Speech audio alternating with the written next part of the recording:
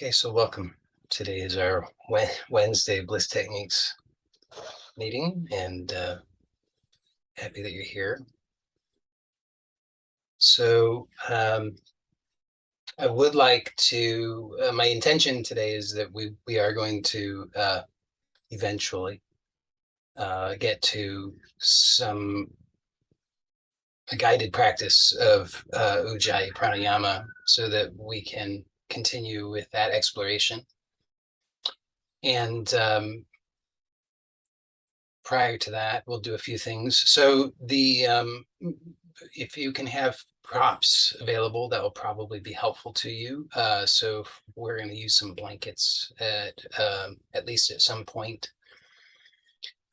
So you want to have some blankets available as we've been doing. So it'll be the same kind of thing that we've done with the blankets, where we'll fold them and lie on them. So you're going to want to have those handy. And before we do that, we're going to, as I said, we're going to do some other things. So first thing that we'll do some things sitting first. So you want to find a comfortable seated position that works for you. And if that doesn't work for you, then you don't have to do it sitting. You could improvise or modify doing it in another position, or you could be reclining if necessary. So one thing that I've mentioned here that can be very helpful is self-massage. And I've given a little bit of instruction and background information on that, but I'll just give you a little bit more. So self-massage is in several of the traditions that I've studied, is a highly recommended practice. I think I mentioned that in some of the authoritative texts on Ayurveda, some of the Ayurvedic masters say that daily abhyanga, which is the oil massage, and in this case, it's self-applied. I mean, unless you happen to have somebody who will do it for you, but I think the implication usually is that it's self-applied is the most important thing. So this is a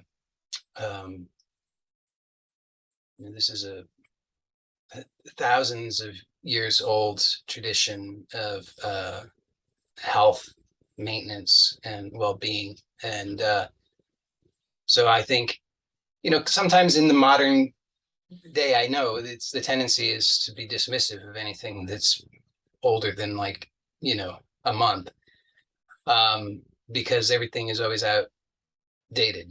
There's some theory, and then that theory is in vogue, and then there's the next one, and the old one goes out. And so certainly we tend to look at anything that's thousands of years old is just sort of quaint, and maybe cute and interesting or whatever, but certainly not something that we would take seriously. Whereas I look at it quite the opposite. I look at it as, so, what is it, Johnny come lately? That's interesting and cute, but let's see how it fares a couple thousand years from now. Whereas something that's it's proven itself through the test of time over thousands of years, I say that's much more something that I'm interested in putting giving my attention to. Okay, so that's my perspective on it, and my own experiences borne that out. I mean, I have personally had a lot of health challenges in my life, and I've really found that when I finally got out of my own way and stopped being blinded by my own ignorance and arrogance, and was really willing to sincerely take to heart the suggestions that are made from in classical Ayurveda and traditional Chinese medicine, Taoist practices and so forth, I found that it's profoundly helpful. So that's why I recommend it. And it's safe. You could view it as alternative. I think that alternative are complementary. These are the terms that are often used. I think I think we're doing ourselves a disservice when we think in those terms. I don't think that it means that you cannot also, to some degree, be open to and consider some of other theories or approaches. But I do think that actually believing sincerely that this is something that can really have value for you, that could actually really truly improve the quality of your life, is important. Because if you don't have that, then it doesn't work as well. I mean, and that I don't think that's necessarily for mysterious reasons. I think it's because if we don't really have that faith, if we're not really sincere about it, we're not gonna put it into the test sincerely. So daily self-massage, I highly recommend. And for anybody, particularly anybody who suffers from any kind of dryness, using oil, food grade, cold pressed oil, or I mean, you could use really traditional oils and fats, but that are animal based. But I wouldn't personally, because I think it's going to be stinky. But a little bit of sesame oil or coconut oil, even olive oil is nice. So as I've cautioned in the past, you don't want to injure yourself because you're not being careful, and you don't want to make a big mess, and you don't want to clog up your drains and things like that. So be sensible if that's possible. I mean, I know it's a bit much, it's like this whole new world and it's a lot, but go sparingly with the oil. I mean, traditionally with Abhyanga, it's very liberally applied, but I don't recommend that. For not because I think that it's not, I'm sure that it's very wonderful. And if you ever were to have the opportunity to have an authentic, there's several oil treatments in the classic Panchakarma, which is a whole systematic cleansing process in Ayurveda. If you had the opportunity to do that, I'm sure it's really wonderful. But for home daily application, it's just go sparingly. You don't want to make a mess. You don't want to have so much oil on yourself that you're like slipping and sliding and you like fall and injure yourself, or then you clog up the drains because there's so much oil and stuff like that. So just sparingly, just enough that it can be absorbed into the skin. And then there's still going to be a little bit of residue. So you would want to, afterward, you would want to take a bath or a shower with a gentle soap so you don't strip all the oil. But that's like general advice for daily things. Now you might think, I don't know what is this self-massage business? I don't really know how to do that. So first of all, I want you to know that it's good for you to find out. You experiment and use some of the principles that I share, like being gentle. It's really important. Gentleness does not mean that you cannot be firm in your pressure, or that you couldn't be, give deep, apply deep application or anything like that. It just means don't hurt yourself and know yourself and be in control. And so when you're first starting off, it's going to be less is more in that case. And then as you're more and more familiar, then you start to find, oh, I can expand on this a little bit more. I can do a little bit more. I'm not so fragile as I thought. But we're going to do a little bit of just face massage today. So hope you have your hands available and your face available, and just take your hands and just gently rub them together. And you might think, why would we do this? This is like some strange thing. So just be mindful as you're doing it, and don't think that you have to do just this way, or maybe don't usually do this, but you could do that. You could do circles. You could interlace the fingers, let them slide, and then notice that you tend to interlace one way, so interlace the other way, right? So that which is the what do you call it? The index finger of the right hand closer to you, then interlace them so that the index finger of the left hand is closer to you, whatever. And just feel the sensations, and then you can rest the hands and just feel the hands. Just notice that experience. And this is the point that if you were doing like an intro to Qigong, they'd say, and now that's the Qi, and feel the Qi. But you could just notice that there's sensation, and maybe it's very pronounced for you, or maybe it's very subtle. Doesn't matter. It's just, you're not going to get graded on it. It's just about you actually being attuned to your experience, which it turns out is very healing. Just to be attuned to the experience, rather than in this kind of abstract overlay of conceptual thought all the time, reactivity.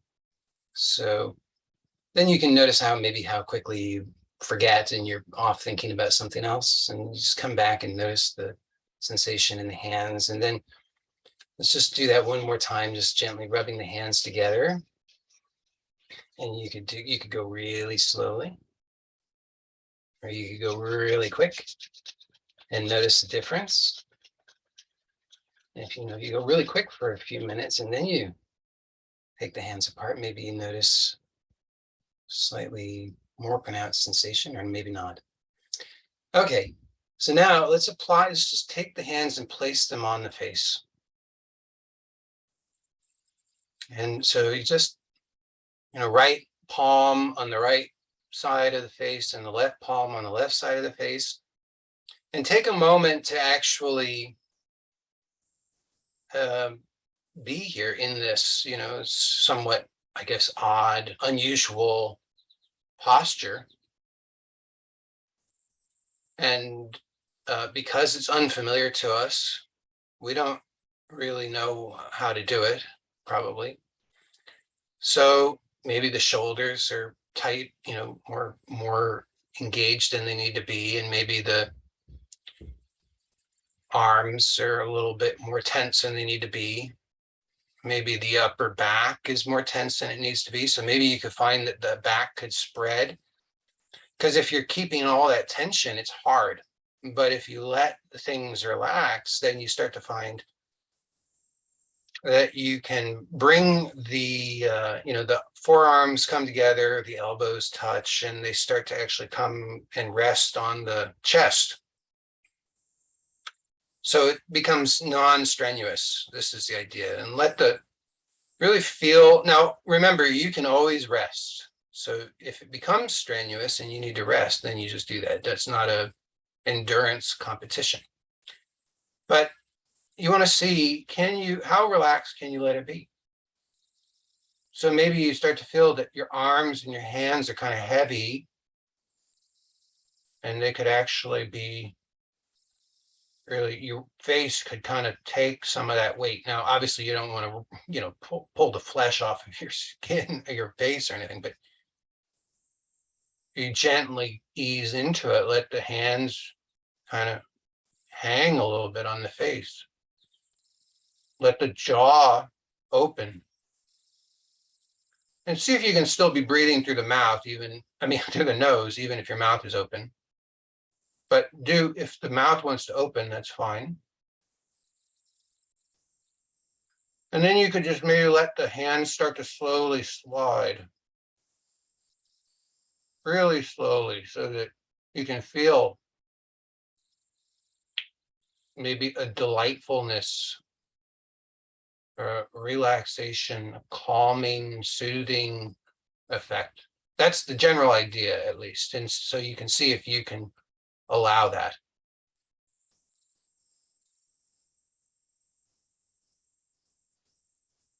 So we're just going as slowly as is comfortable. And let the fingers relax so they're really in contact, sliding down.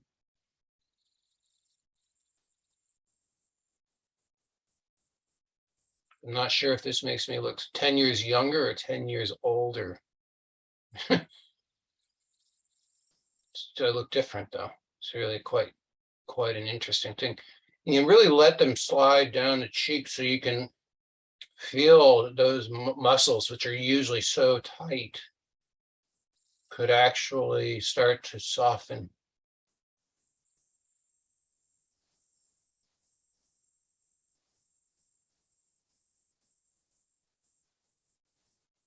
And you could even feel the jaw, like you can feel the jawbone maybe, and it almost let the your hands are hanging off the jawbone at a certain point. And it's a lot to be aware of, because you still want to let the shoulders and the upper back relax. And of course, if you get all the way down, to the bottom, and you could start over again. So, but you just find out what is possible. Maybe you find that down here, once you get past the jawbone, maybe it's like there's this kind of waddle down here. Maybe if you have a beard, it's nicely hidden, but for everybody else, maybe you have a little bit of a waddle, and you could kind of just move it back and forth, just like it's just kind of, maybe this doesn't happen for you, but maybe you find that it's nice just kind of gently have that pinched, I guess, secured between your hands, and it's just kind of wiggle it back and forth as you slide down. If you happen to have a beard, it's really nice. You just keep going. So, okay, so let the hands rest and just notice your face. Does your face feel a little bit different? Longer, maybe? More relaxed? I hope, that's the idea. So now let's take our fingers and let's grab the ears. Grab the ear. You can kind of pinch the earlobes and maybe stick some of the fingers. I think maybe if you have a lot of earwax in there, it feels a little strange, but you can stick the index finger in so you're kind of pinching the bottom of the lobe, and then do the same kind of thing, but here just kind of hang on a little bit more tightly so that we're not really sliding down the ears so much as we're just kind of like letting the arms dangle from the ears. So the ears are being pulled gently.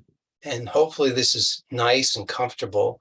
If you have a lot of stuff in there, like, a lot of gunk, and not your wax kind of gunk, but like sensory motor amnesia kind of gunk, then it could be initially kind of uncomfortable. And if that happens, then just know that that's a good sign. It means that, hey, here's where you have the ability to discover an enormous amount of relief. And you could just open and close the jaw while you're doing that. You might notice it's maybe if you happen to have a mirror or something, you could look in, you would be able to see if your jaw is able to open smoothly, or if it kind of does that thing a little bit side to side, involuntary side to side movement as you're opening and closing. So you'll see mine does a little bit. That was better. There we go. You could maybe see that one.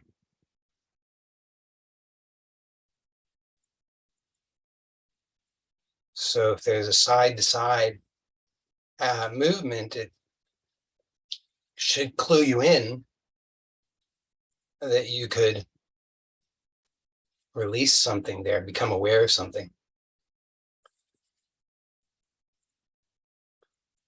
Then you could let the jaw remain open, and you could, remember, you can always rest if you need to, but you keep if you have the fingers here hanging on the ears, and obviously don't hurt yourself. If it gets sore or something, you don't do that. It should be comfortable. Then keep the jaw open, and then kind of maybe even encourage the jaw to remain open with your knuckles. I don't know if that's going to work. And then you could open and close the mouth by tilting the head. So the jaw remains in place, but the skull is moving up and down. So try that out.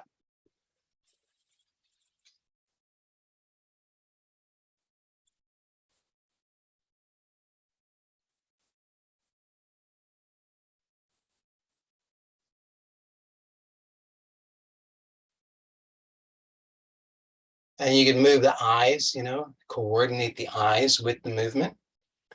So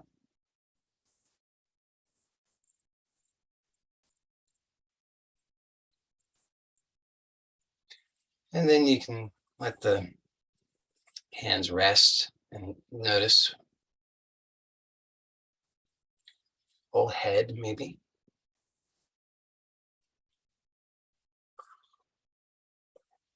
I mean, my head feels quite different. So I'm hoping that your head also feels quite different. And I mean, I hope most of all that it feels different in a nice way. I will say sometimes it can happen that it's not quite clear whether it's nice or not nice. And that can be sometimes somewhat stressful. And so I do want to make the point, because, which I've made before, but I want to reiterate it because it's a really important one, is that sometimes these changes occur and we're really not sure what to think about the changes. And so our brains start to suggest all kinds of options, which it's usually drawing from our familiar reservoir of responses or interpretations, which usually are somewhat negative, fearful. And so it will suggest that it's painful. Maybe you've injured yourself. This must be bad. What have I done? Kind of thing. So if that happens, which in my experience, it does happen from time to time, no matter what you do, it seems, at least for me, it does happen. Not always, not even most of the time, but sometimes. And what I have found is that is a very good indication, actually, of quite a significant change for the better. However, it's really important then to come back time and time again to choosing to see it in that way. Because if you continue to unconsciously overlay, I mean, if you did it consciously too, but usually it's an unconscious overlay of this negative interpretation, then it tends to go back into the old way.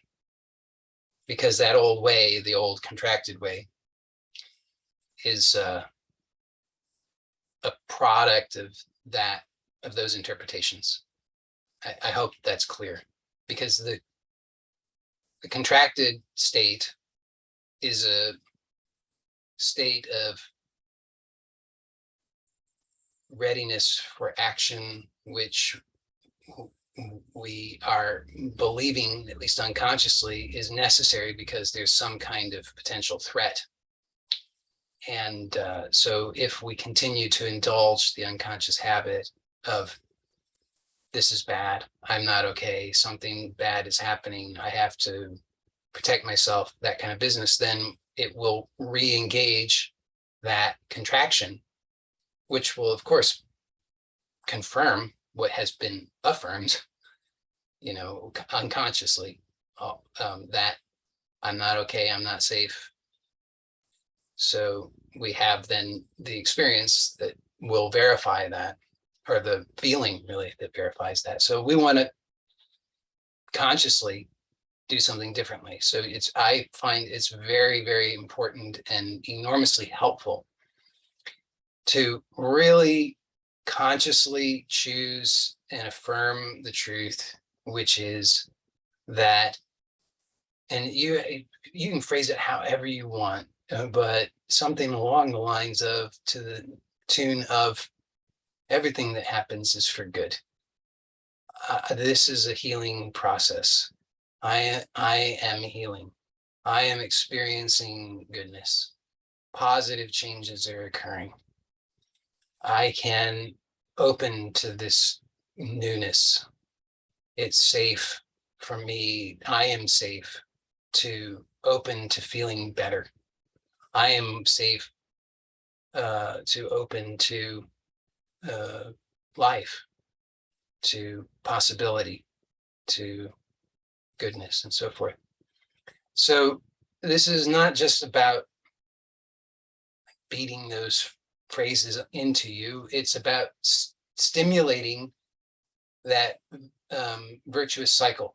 So you have to be a conscious participant in it. You can't just be mindlessly saying an affirmation. It has to be consciously chosen and affirmed, because on some level you're recognizing that it really is the truth and you're choosing that truth. So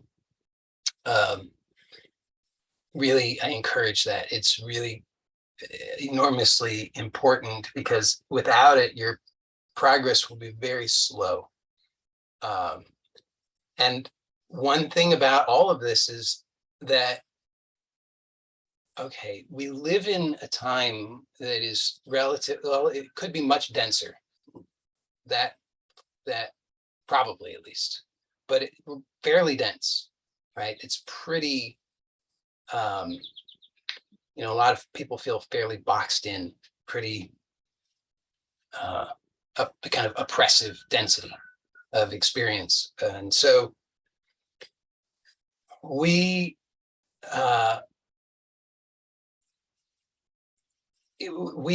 don't, but we need to choose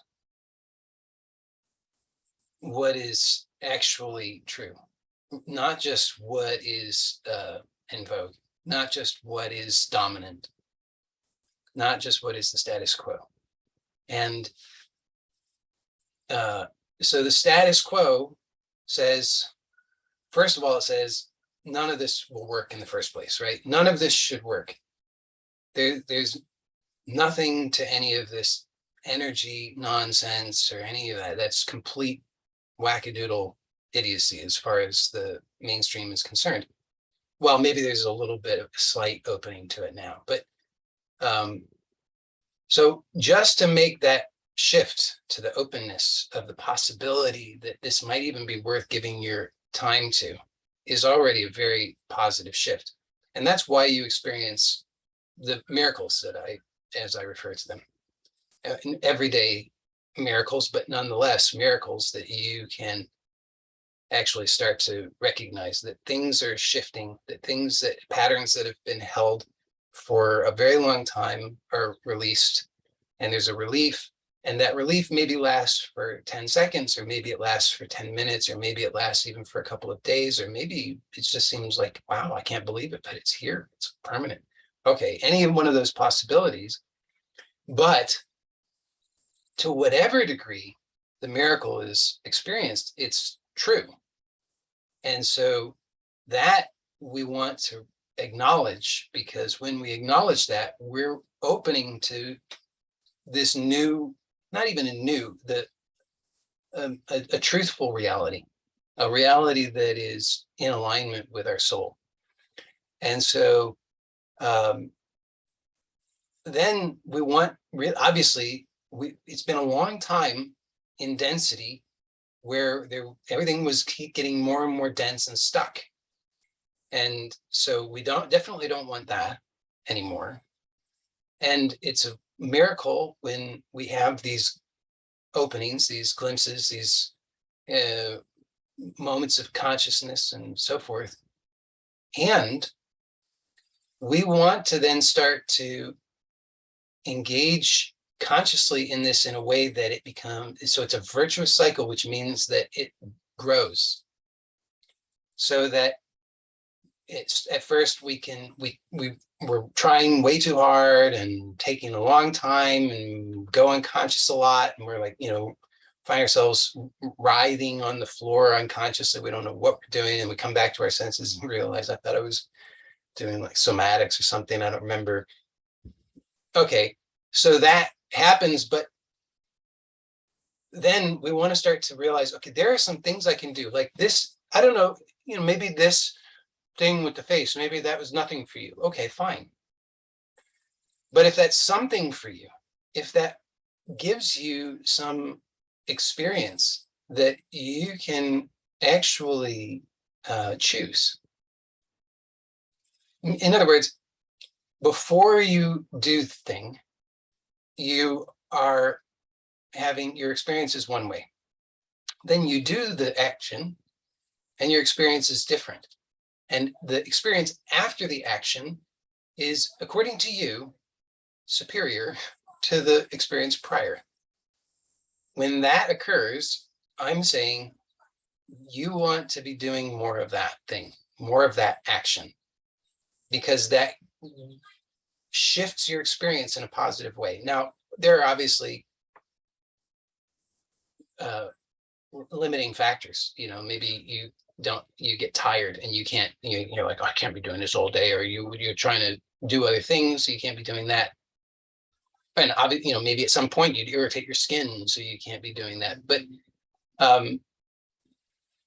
you want to find out, okay, throughout my day, I notice I slip into these habits of unconsciousness. I slip into these habits of tension and fear and all of this kind of thing. So when you say, okay, now I'm building a repertoire of techniques, actions that I can take that allow me to shift my experience to something positive, so that I start to have agency in my life instead of it just being whatever the status quo says.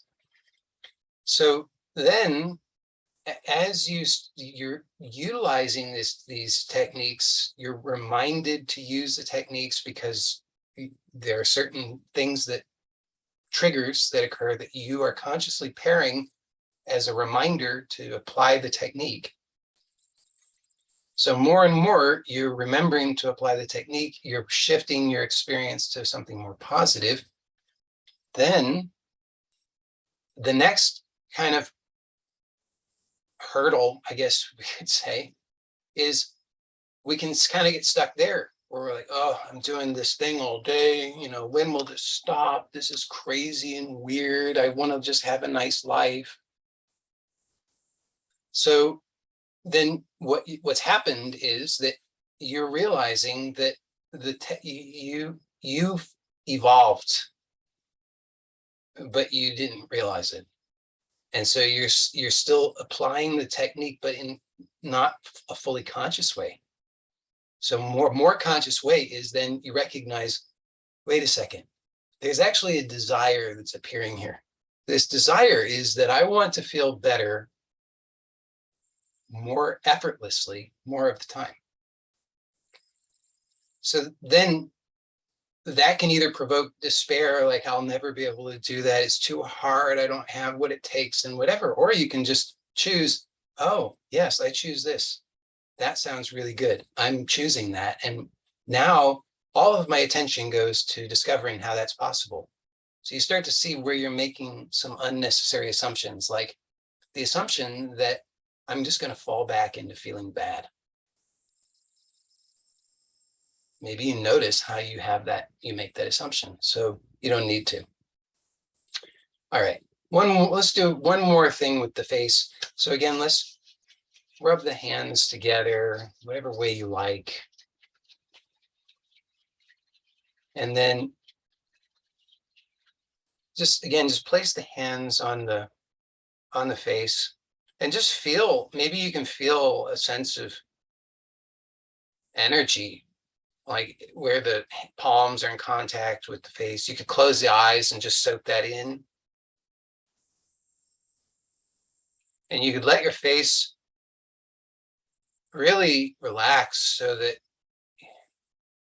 almost like you were, like your face was melting into your skull. And then just stroke gently out and down from on the forehead and temples.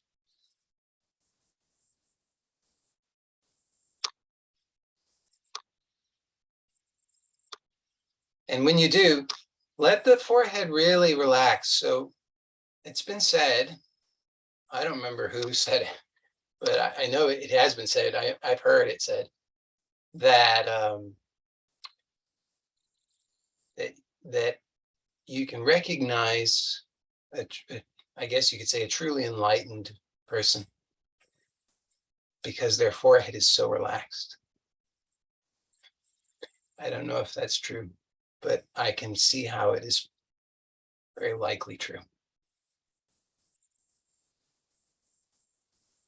So you maybe didn't even know you had muscles on your forehead, but you do.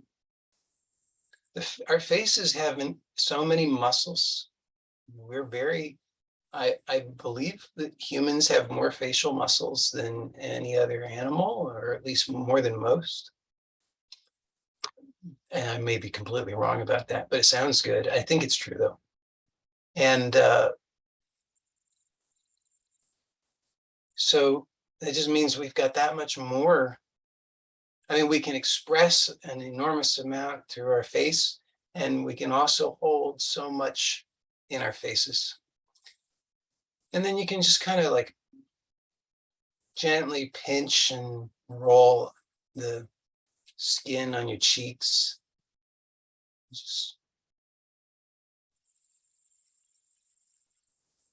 And just see how much, don't try to do it with your hands as much. Like the hands are just there to kind of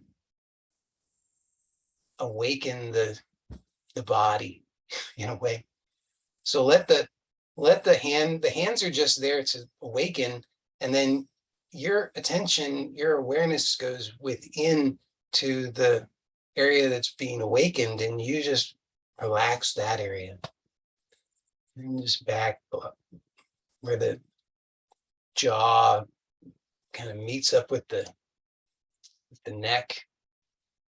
And maybe if you're like me, find maybe some of that area is kind of like some of those so tight. It's like, holy cow, what, like, but they shouldn't be like that. So you just sort of awaken them and remind them, and you kind of can just, there's these big honking things here that go from behind the ears on the skull down to the breastbone and collarbones, kind of in a little bit of a diagonal, and you just kind of gently just sort of massage down those, just kind of like gently but firmly squeezing. Just so this should feel better, hopefully. So now we'll do our Ujjayi Pranayama practice. So we're gonna, I'll suggest doing it lying down. You may do it any which way you want. It said, so with some pranayama, they're fairly, some of them are only advised to be done under very certain circumstances. It can, like, the direction in which you're facing, for example, matters. The posture matters. How recently you've eaten matters in some of these. So there are many rules around some of them. Ujjayi Pranayama has, I don't think it really has any such rules. I can't think off the top of my head, at least, of any rules of that sort for Ujjayi. It can be done in any position, I guess is the point here. So if you would prefer not to do it lying down, you may. But if you're comfortable doing it lying down, then I'll recommend you do it lying on your back, because this position, lying on the back, especially when you're supported with the blankets, as I'll give instruction for momentarily, is very good for helping to really feel into everything that you want to feel in order to have a good experience with this.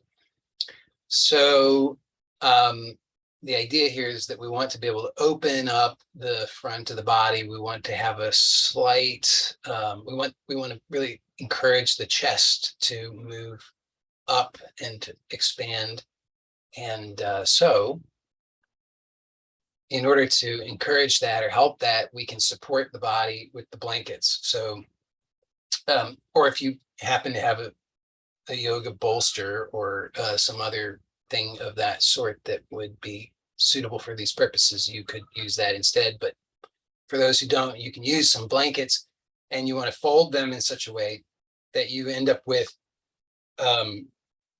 long rectangles that are,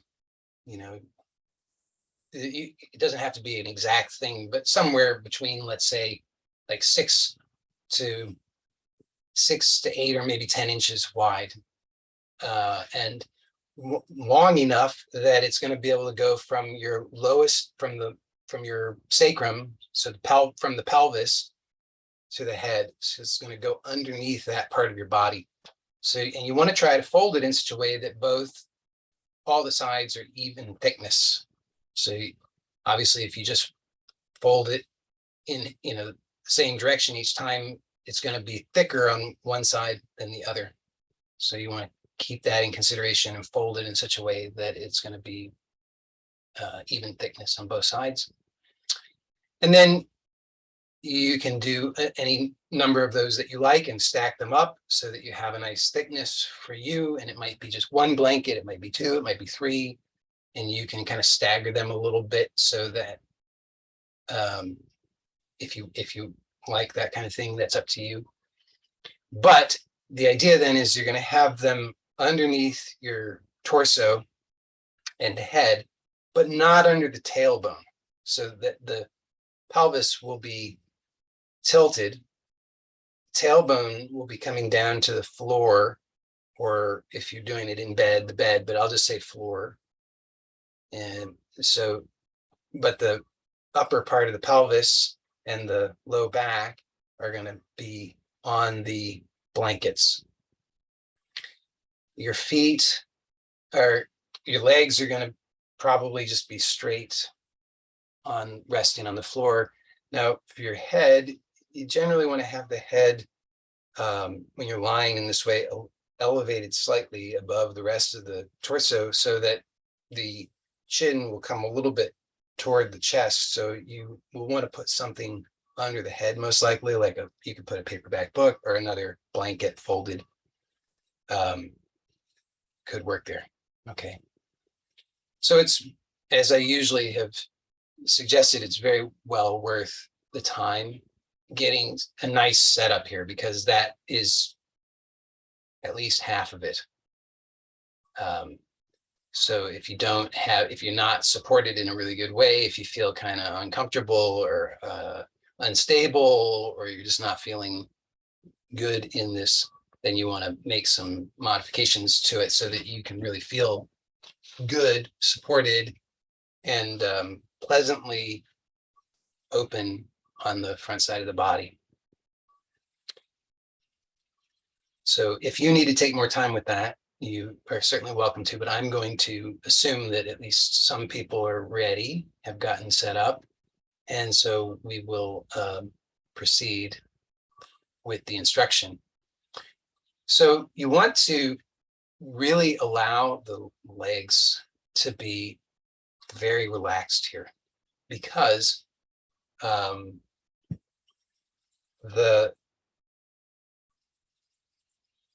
well, for those who were here for yesterday's meeting, you will probably already be able to make that connection.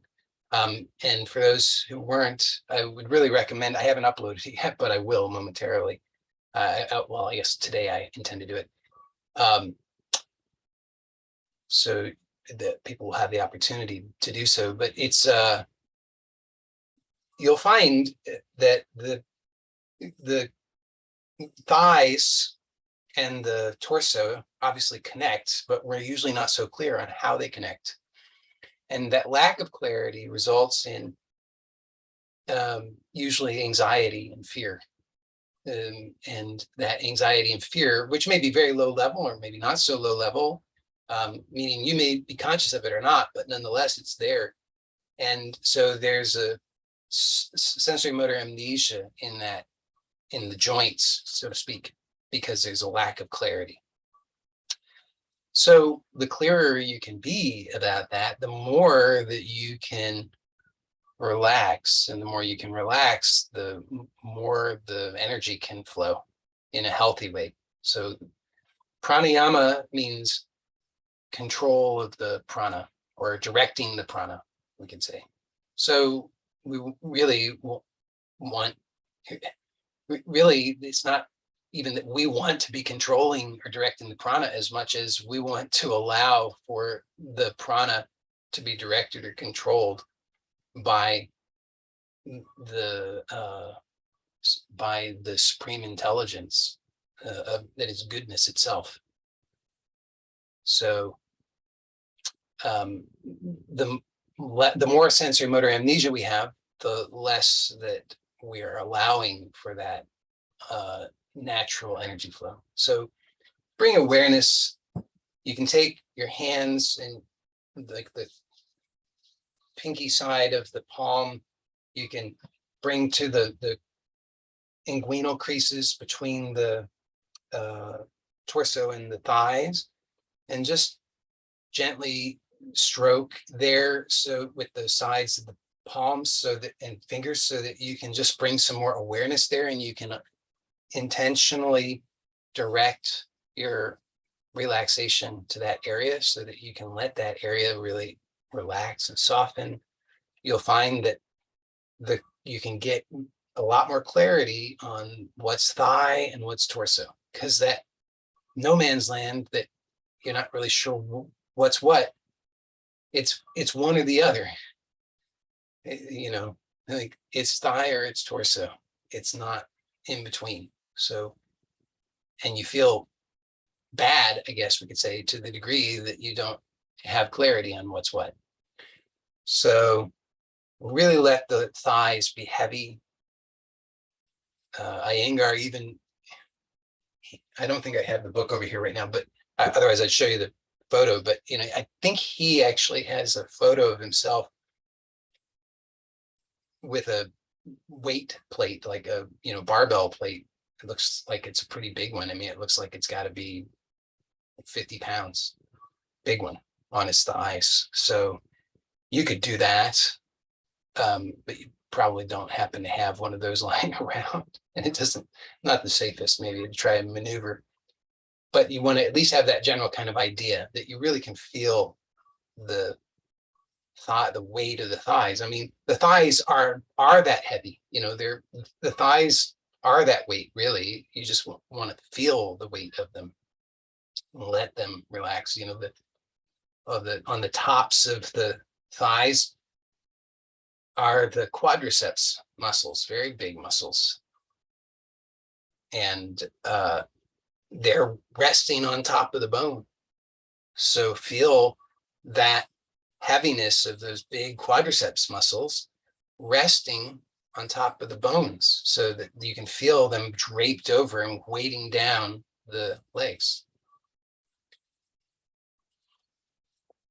And then you can slide your hands up to the belly and just gently stroke the belly with the palms, and just help yourself to really feel that area and let it soften and relax. And then move up to the just at the lower ribs, and just do the same thing. You're just kind of just rubbing the palms over these areas in a way that is comfortable for you, that helps you to feel into this area. And what you want to really notice is that what you're wanting to feel is the bones. I mean, obviously you feel skin and muscle and all that there, but you want to, all of that should be soft. And so what you're really wanting to feel are the bones. So when you get up to the ribs, feel the ribs and let everything else be soft and heavy, just draped over the ribs, so that your chest can be open, soft, heavy over those ribs. And so then you can keep your hands, if it's comfortable for you, on the sides of the abdomen, right palm on the right side, left palm on the left side, just at the lower ribs, just below the lower ribs. So like maybe the thumbs are just resting there on the lower ribs, or maybe the thumbs are on the lower ribs and the rest of the fingers are just below, but something like that. And when you're breathing, because you are breathing, so you don't need to try and control the breath or anything right now. We're progressing in a direction where we'll bring more intentionality to the breath. But at this point, you're just breathing as you are, whatever that is. But you're noticing how you're breathing, and you're noticing as you're inhaling, do you have a tendency to tighten anything up? So particularly when we really let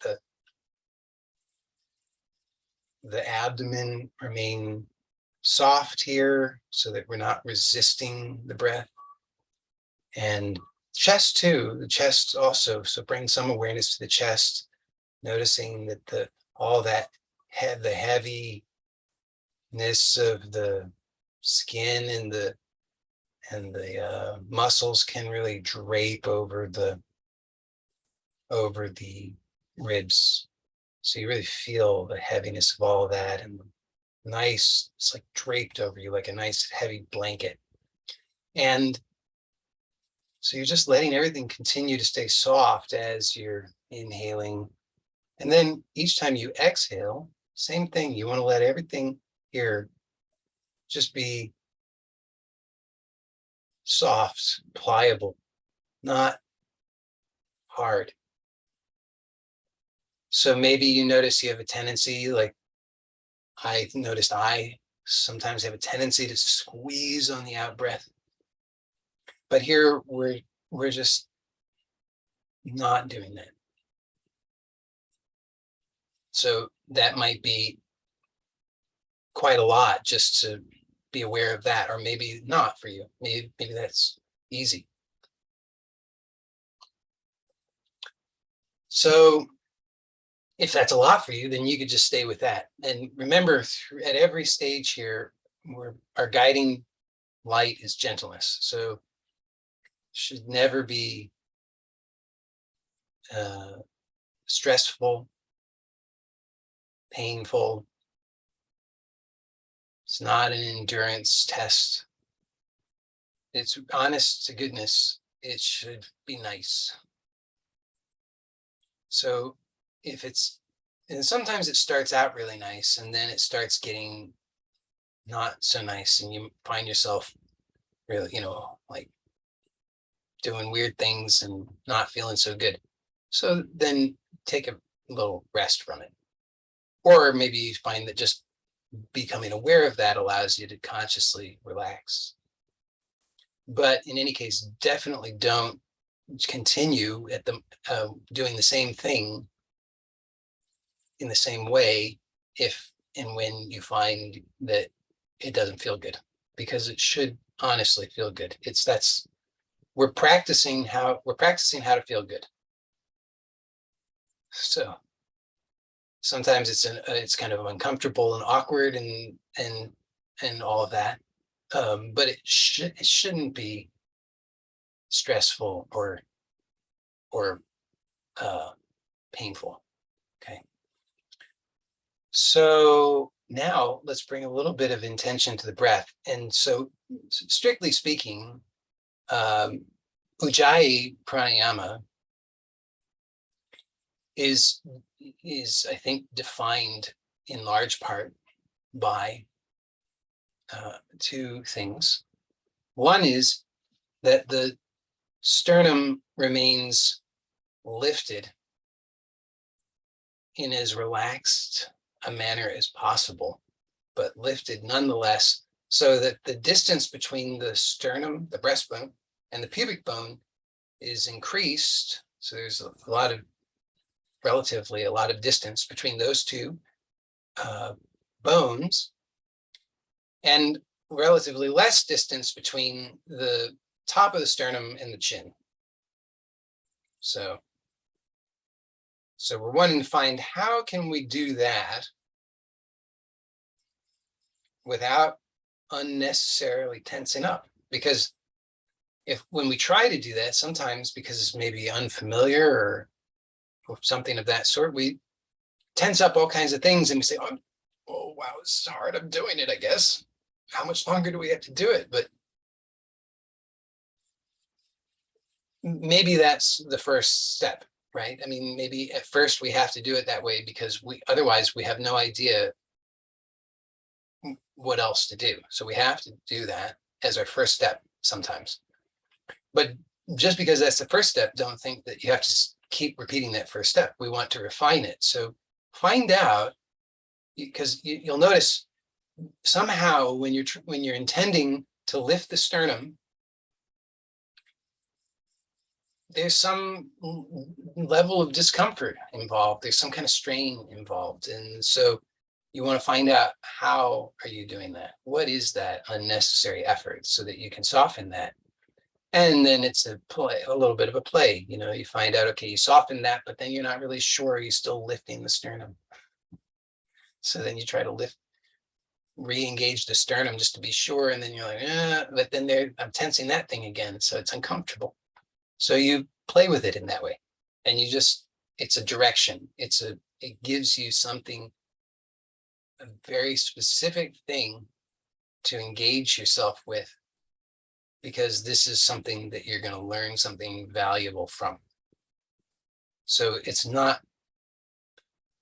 is why it's not about the destination as much as it is about the journey, because your willingness to engage in the journey honestly, sincerely, persistently is what actually gives the results. It's not the destination that gives the results. So it's a process. Make it a dance, make it a play. Find a way to make the journey pleasurable, because that's the point.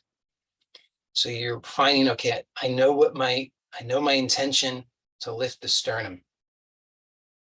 Keep the abdomen soft. And find pleasure in this. And then you say, I don't think I can find any pleasure because it's too strenuous. Okay, so then how am I making that unnecessary effort? Relax that. Is this more pleasurable? If it is, good. If not, then find out why. So you continue with this. And sometimes you just have to completely you say, I'm too tired. Okay, so Iyengar is very clear in his instructions. He says, never practice when you're tired. Well, I think his idea of tired, and if we never practiced when we were tired, we would never practice, most of us. So his idea of tired and our idea of tired, it's a little different, I guess. So maybe we have to practice when we're tired, but we have to start to differentiate. No, when am I really tired? And when you're really tired, you're so tired that you can't do it in a good way at all anymore, then just stop. Because it's called overtraining. It's like if you went to the gym and you're doing the bench press all day long, every day, you're just going to end up with some major sensory motor amnesia is what you're going to end up with. So don't do that to yourself. Okay. So always you should be able to be focused. And if you can't focus, if you can't remain conscious, then you're maybe too tired. Okay. So now that's the one thing with Ujjayi. The second thing is that we make a particular sound. So oftentimes Ujjayi is taught in yoga classes because it's a part of some systems of yoga. I mean, for example, in Ashtanga yoga, which is the or vinyasa, which is the system of Patavi Joyce, I believe I've never been a serious student of it, so I may be wrong, but I believe they use Ujjayi Pranayama throughout the practice. So they will do a series of standing poses that they're cycling through over an hour, hour and a half, 2 hours, and or not all standing, but various poses. They're cycling through in a continuous fashion. And I believe they're using Ujjayi Pranayama throughout. So point here is many times it's taught, and all that because I've been in classes where it's taught, and all that's taught is just the sound, but nothing else. Iyengar, according to Iyengar, if the sternum is not lifted, it's not pranayama, because he says if the sternum is not lifted, you're going to be breathing from the brain. This is his terminology, and you won't be breathing from the lungs. And the way I understand that I find helpful is that if I believe what he's saying is lifting the sternum is like turning a key, and it produces a very particular result. It causes you to become conscious, and that in a particular way of a particular part of your body, in such a way that the breathing is regulated from that part of the body versus unconsciously by a CO2 sensor in the nervous system. So it's conscious breathing versus unconscious mechanical respiration. And so that's the point. But the sound is also an integral part. So the sound, we breathe, all the air is moving through the nose. So the lips are closed, the mouth is closed throughout. And we're breathing through the nostrils, but we're producing a sound in the throat.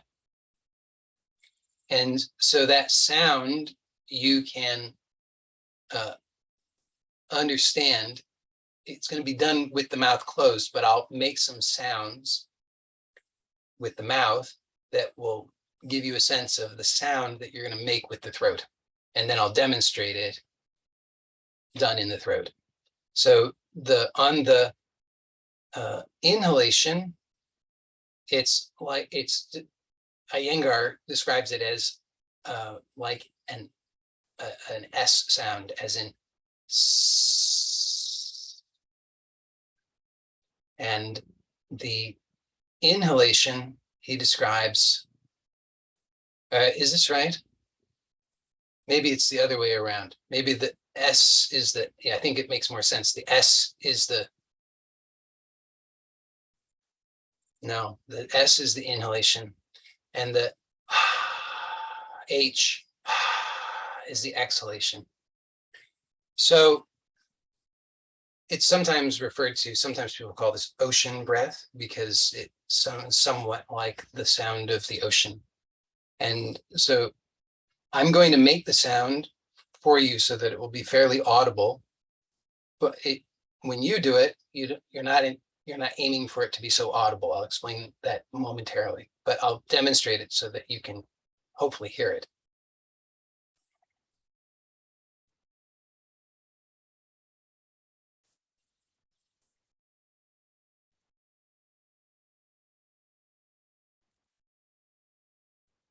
So I don't know if that was actually going to be audible or not, but that's the general idea, is that you're making, so there's a slight constriction in the throat that regulates the flow of the air. And so it produces some subtle vocalization that somewhat sounds like the sound of the ocean. So engage that sound. And the idea here is that you want to make the sound so that ideally you could hear it, but the person, if a person was 3 feet away from you, they would not. So play with that as the idea. So it's subtle, but audible to you.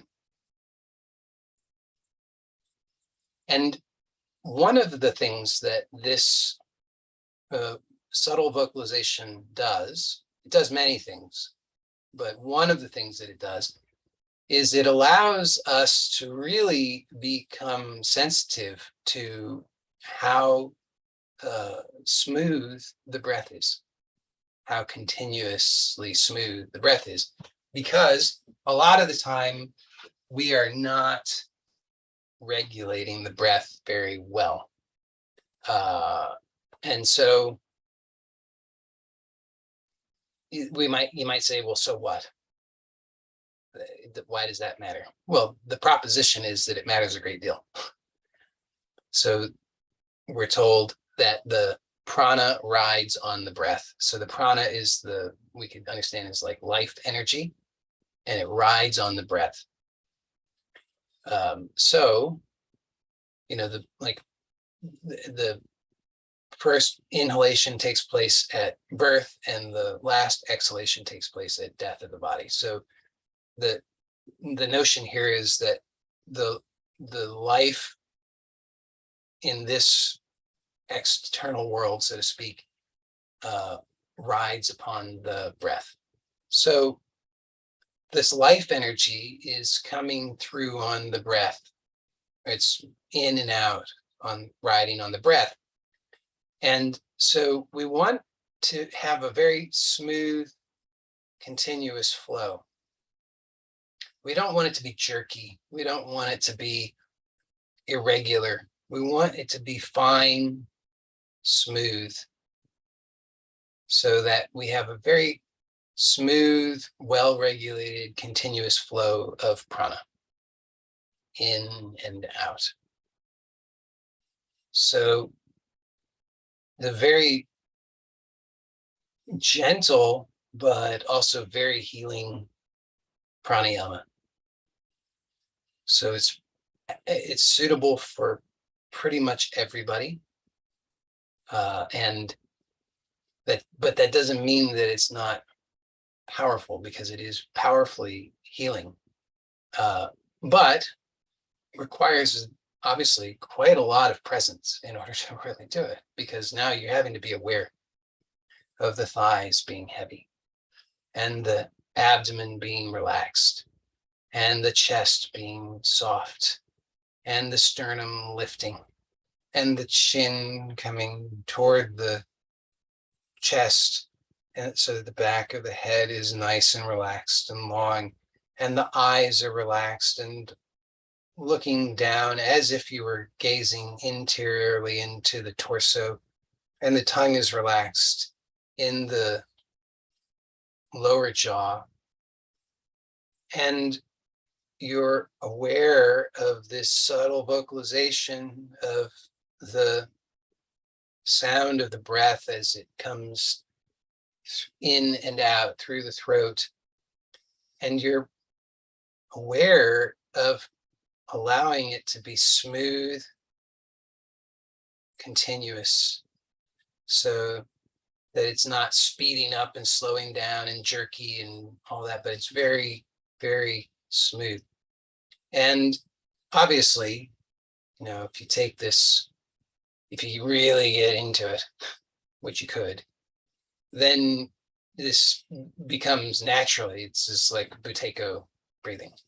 So you're going to start to find that if you're really doing this very deeply, and not large breathing, but deeply in the sense of really attuned to the prana, then if you were to go back up here and start, letting the eyes go up and pressing the tongue and all of this, putting tension in the back of the head, then what happens is you're going to start breathing from all of the fear and anxiety and unconsciousness again. And so we need to keep relaxing everything and keeping the gaze down, tongue relaxed, so that you can really allow for the healing of the pranayama.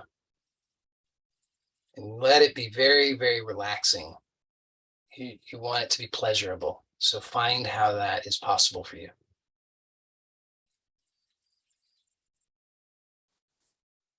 So this position with this instruction on the lifting of the sternum and the relaxing of the abdomen means that you're really breathing primarily with the thoracic diaphragm. So on each inhalation, what's happening is that the ribs are moving out and up slightly. And then on each exhalation, they come relaxing slowly back to their neutral position. So the movement is primarily in the lower ribs.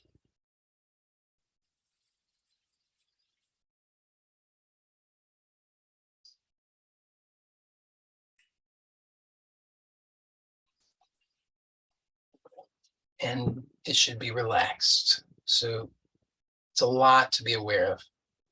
And if at any point it's too much to be aware of, then you just don't be aware of as much.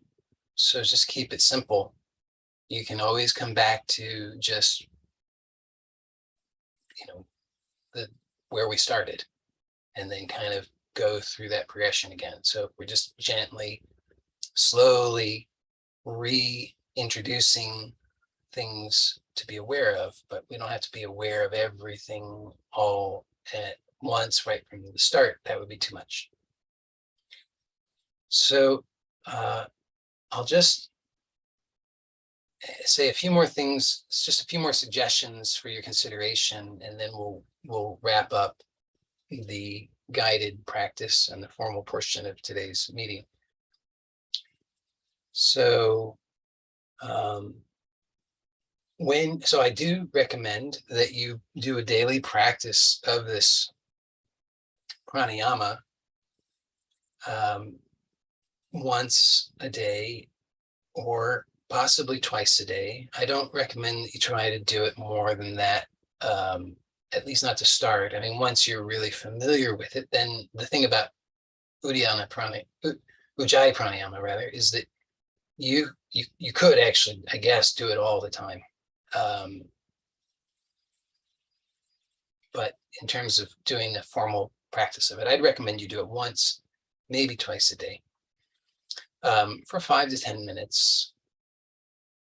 Could be less, probably not more.